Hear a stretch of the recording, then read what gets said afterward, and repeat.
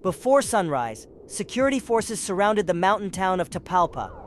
Armored vehicles blocked the roads. Helicopters hovered overhead. The objective was clear: find and stop El Mencho. For more than a decade, Nemesio Oseguera Cervantes had avoided capture. As leader of the Jalisco New Generation Cartel, he oversaw one of the most powerful criminal networks in Mexico. The organization trafficked fentanyl, methamphetamine, and cocaine into the United States. It operated with unusual aggression: armed drones, improvised explosives, direct attacks on military patrols. El Mencho rarely appeared in public. He changed locations constantly, and despite repeated operations, authorities could not find him. Until February 20th. The breakthrough came after authorities tracked a trusted associate linked to one of El Mencho's romantic partners. Surveillance confirmed he met her at a rural property near Tapalpa and remained there. For the first time in years, officials had something they had lacked: a fixed location. The opportunity was narrow. If word leaked, he would disappear again.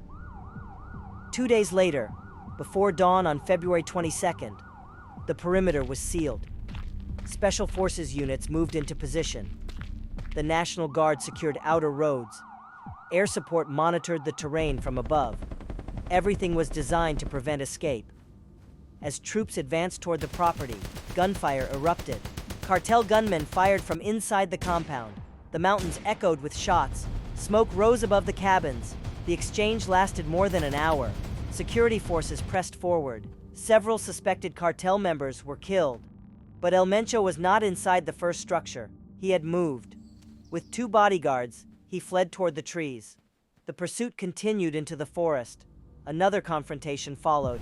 Eventually, he was located, wounded, but alive. Medical teams responded immediately. He was placed on a stretcher and carried toward a waiting helicopter. The aircraft lifted off from a nearby clearing. But during the flight, El Mencho died. After years of evading capture, his life ended in the sky above Jalisco. The news spread quickly. Within minutes, it circulated through messaging networks and social media. Then the retaliation began. Vehicles were set on fire along major highways. Roadblocks appeared across multiple states. Smoke columns rose over western Mexico.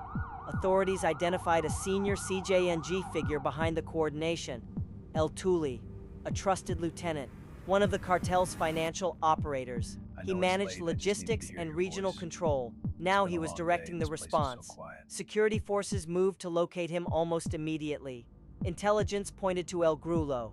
Convoys advanced through the town's narrow streets. The search did not last long. El Tuli attempted to flee. He was intercepted. A confrontation followed. He was killed later that same day. 2 senior figures, removed within hours. But the violence did not stop instantly.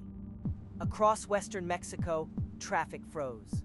Highways filled with stalled vehicles. Flights were canceled. Schools and universities suspended classes. Families remained indoors. By Monday, authorities reported the scale of the unrest. More than 30 suspected cartel members were killed.